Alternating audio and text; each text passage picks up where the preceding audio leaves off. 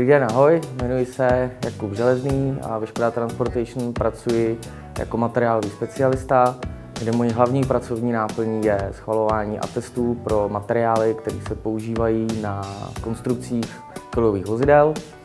Další součástí mé práce je hledání náhrad za materiály, které Škodovka dříve používala a dnes už se nevyrábějí.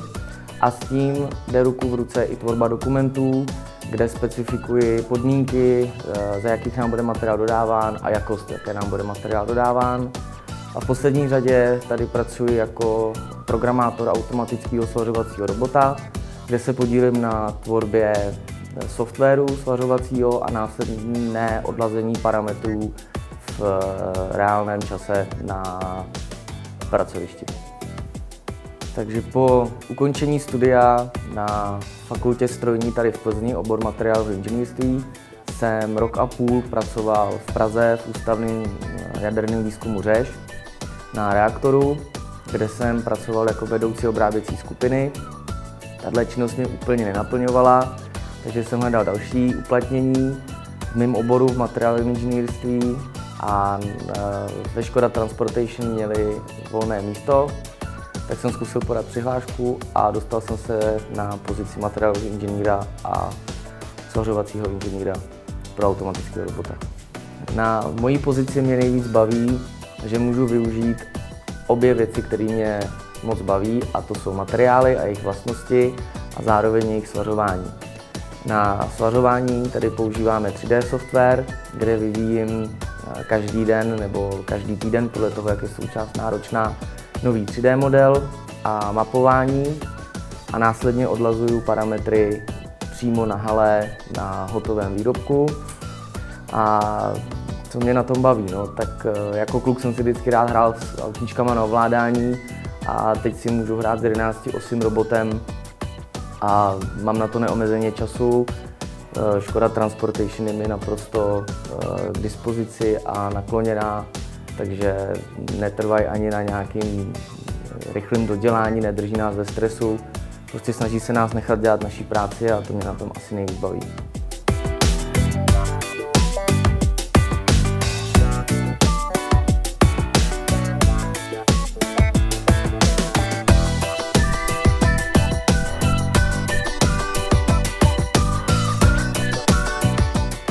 A pokud by vás takováhle pozice třeba zajímala a chtěli byste se na ní dostat, tak si myslím, že se určitě neobejdete bez aspoň základních znalostí materiálů, to znamená, jak se chovají, jakou mají základní vlastnost při svařování.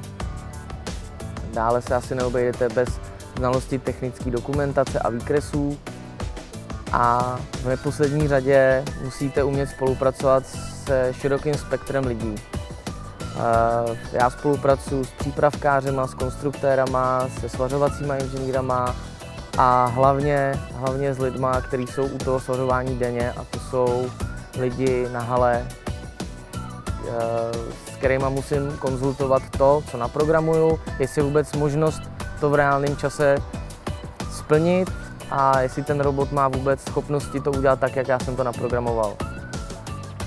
Pro programování svařovacího robota, kterýho tady máme my od firmy Kloss, je přímo firmou Kloss vyvinutý software, jmenuje se to Roboplan. Je to taková 3D hra, kde polohujete robota, data si z počítače nahrajete a vložíte je do robota na hale.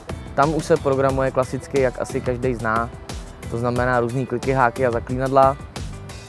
A není to nic složitýho.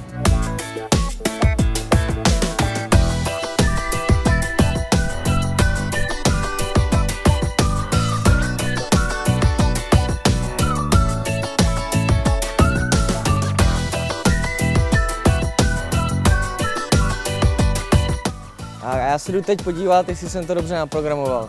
Čau!